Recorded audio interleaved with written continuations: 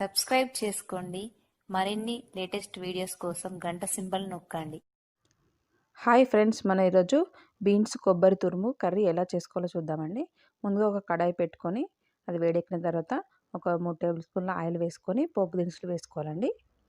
పోపు దినుసులు వేగిన తర్వాత మనం ఒక 4 పచ్చిమిర్చిని చిన్నగా కట్ చేసి వేస్తున్నానండి.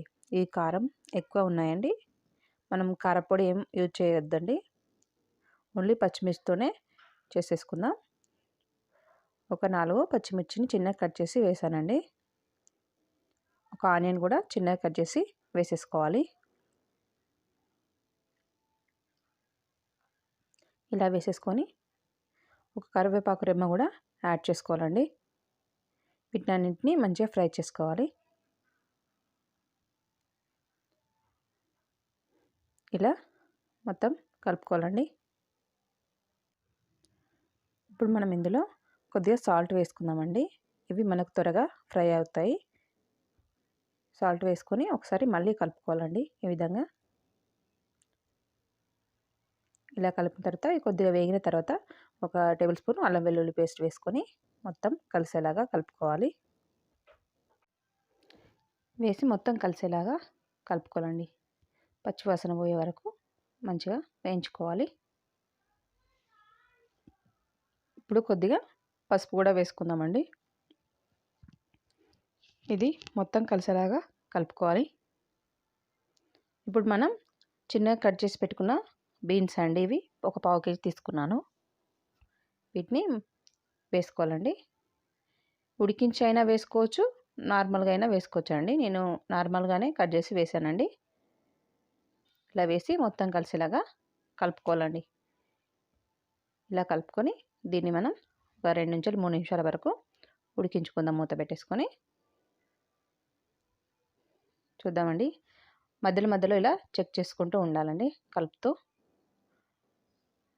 ఇలా మొత్తం మళ్ళొకసారి కలుపుకొని మళ్ళీ ఒక్కొక్క 2 నుంచి 3 నిమిషాల వరకు మూత పెట్టుకొని ఉడకనివ్వాలండి.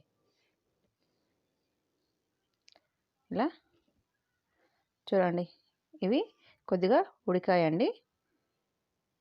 ఇప్పుడు మనం ఇందులో ఉప్పు, ధనియాల పొడి వేసుకుందామండి. అంటే పచ్చిమిర్చి వేసుకున్నాం కదండి, కారం వేయాల్సిన అవసరం లేదు. పచ్చిమిర్చి కారంగా ఉన్నాయి. సాల్ట్ అండి, టేస్ట్ తగ్గట్టు సాల్ట్ అండి.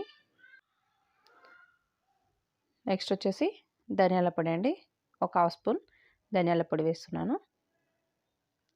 నెక్స్ట్ వచ్చేసి గరం మసాలా కూడా యాడ్ చేసుకోవాలండి, ఒక 1/2 స్పూను గరం మసాలా. ఇవన్నీ వేసి మొత్తం కలిసేలాగా కలుపుకోవాలండి.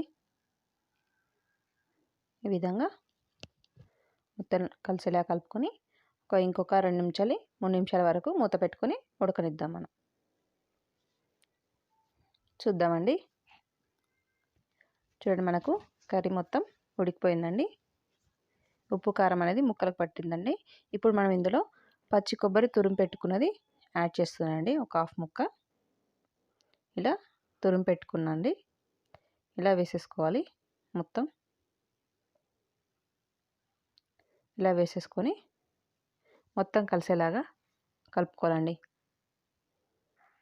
చూడండి, ఈ విధంగా మొత్తం కలిసేలాగా కలుపుకొని ఒక 2 నిమిషాలు మూత పెట్టుకొని ఉడకనిద్దామండి.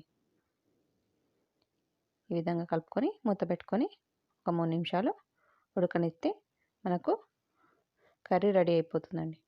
చూడండి, మనకు కర్రీ రెడీ అయిపోయిందండి. బీన్స్ కొబ్బరి తురుము కర్రీ అండి. చాలా బాగుంటుందండి, చాలా టేస్ట్గా ఉంటుంది. మీకు నచ్చినట్లయితే తప్పకుండా ట్రై చేయండి. చూడండి ఎంత బాగా వచ్చిందో, చాలా బాగుంటుందండి కర్రీ మాత్రం. మీకు నచ్చితే తప్పకుండా ట్రై చేయండి. లైక్ చేయండి, షేర్ చేయండి, సబ్స్క్రైబ్ చేయడం మాత్రం మర్చిపోకండి.